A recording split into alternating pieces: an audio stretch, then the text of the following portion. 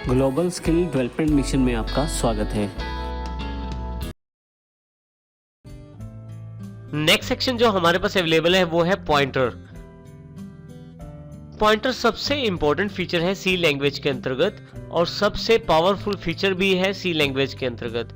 Pointer एक special variable होता है जो दूसरे वेरिएबल्स का एड्रेस स्टोर कर सकता है। इसका अर्थ ये हुआ कि पॉइंटर एक ऐसा वेरिएबल होता है जो दूसरे वेरिएबल्स के एड्रेसेस को स्टोर करता है।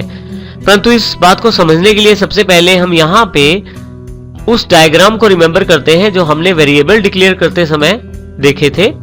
यदि आप यहाँ देखें तो इंटीजर x है जिसमें 10 स्टोर किया गया है, y है जिसमें 20, z 30 जो कि टोटल है xy का। इसी तरह से करैक्टर p है जिसमें a स्टोर किया गया है और फ्लोट q है जिसमें 10.86 स्टोर किया गया है। अब हम यदि यहाँ देखें इस चार्ट में, जो कि इमेजिनरी एक चार्ट बनाया गया है, हर एक वैल्यू जो इंटीजर x देखें यहाँ रिप्रेजेंट कर रहा है 10 को, हमने यहाँ पे रिप्रेजेंट करवाई है वैल्यू। हर एक वैल्यू जब स्टोर की जाती है किसी वेरिएबल के साथ तो उस वेरिएबल को एक एड्रेस भी दिया जाता है। देखिए हमने एड्रेस के लिए एक अलग रो बना ली है और ये एड्रेस जो होता है ये डिपेंड करता है मेमोरी पे। और ये जो एड्रेस होता है ये एड्रेस हर वेरिएबल के लिए अवेलेबल रहता है। अब यदि यहाँ देखें तो इंटीजर x हमारे पास 10 स्टोर है जिसमें, तो यहाँ पे 10 हमारे पास स्टोर है और यहाँ एड्रेस जो है 501, 502, 501 और 502 हमारे एड्रेस इमेजिनरी हैं, काल्पनिक है, ये केवल उदाहरण के लिए प्रयोग किए गए हैं। अब यहाँ देखें तो 501, 502 जो एड्रेस है ये 10 की वैल्यू को स्टोर किए हुए हैं जो इंटीजर डेटा टाइप का वेरिएबल है। इसमें यह भी बात ध्यान रखने योग्य है कि यहाँ पे क्योंकि इंटीजर डेटा टाइप है जो 2 बाइट्स का स्पेस लेती है, तो इस करके हमारे पास यहाँ पे 2 बाइट्स, 501 जो एक बाइट है और 502 जो है वो दूसरा बाइट है, ये 2 बाइट्स का एड्रेस जो है हमारे इंटीजर वेरिएबल ने ऑक्यूपाई किया हुआ है मेमोरी में।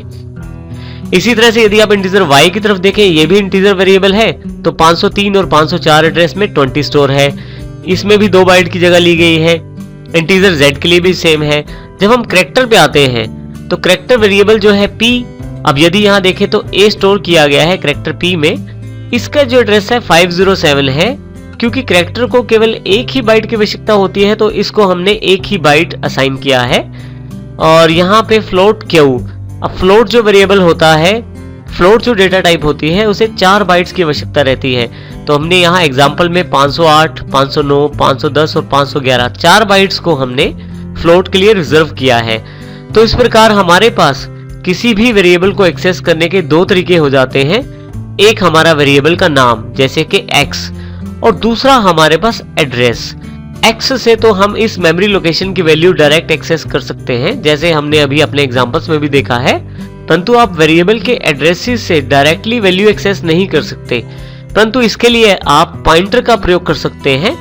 अब पॉइंटर वो वेरिएबल हैं जो इन एड्रेसेस को स्टोर कर सकते हैं और इनके साथ कार्य कर सकते हैं।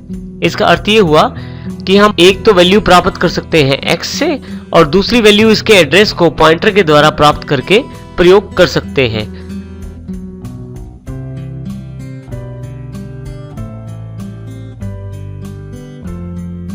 तो पॉइंटर सबसे बढ़िया तरीका रहता है इन एड्रेसेस के साथ काम करने का।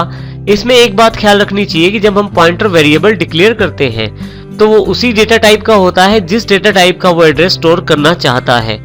और यहाँ पे देखें हमारे पास, इसको हम नेक्स्ट एग्जांपल से भी देखते हैं।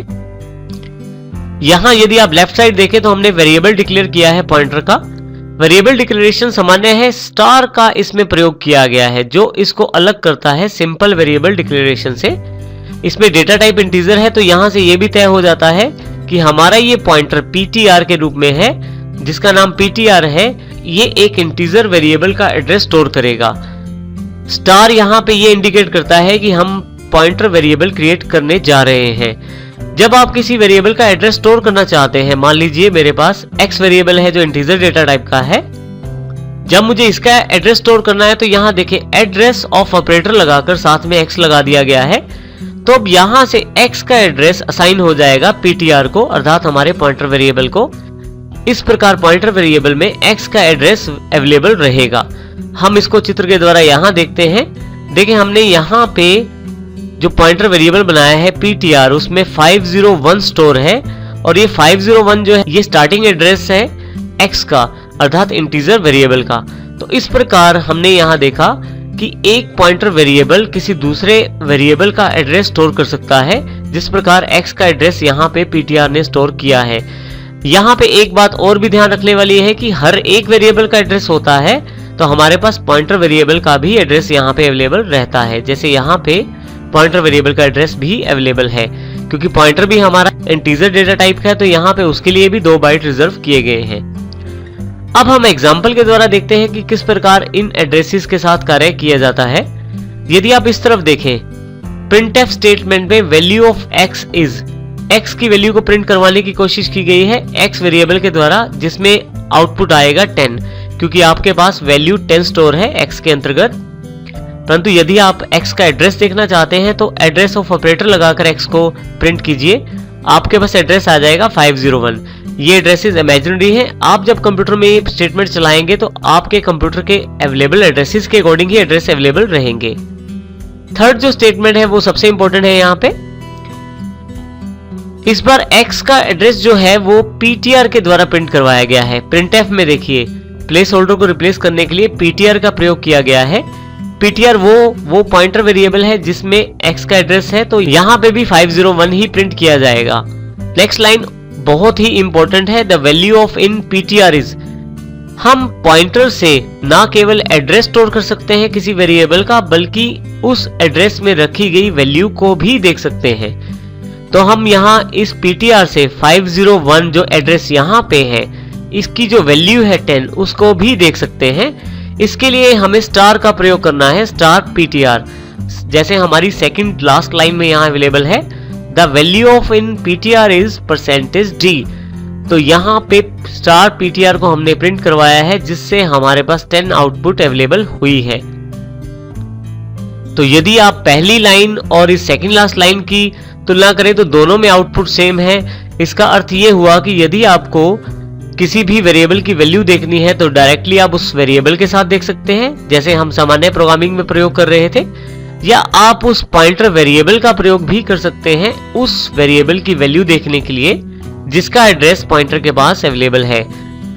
इसमें एक और इंपॉर्टेंट बात यहाँ पे अवेलेबल है, यदि मैं यहाँ पे स्टार नहीं लगाता, यदि मैं स्टार का प्रयोग नहीं करता, तो पॉइंटर जो होता है वो अपने पास स्टोर्ड एड्रेस को दिखाता है, और यदि मैं स्टार का प्रयोग करता हूँ पॉइंटर वेरिएबल के साथ, तो ये स्टोर्ड किए गए एड्रेस की वैल्यू को दिखाता है। दोनों में यही अंतर है।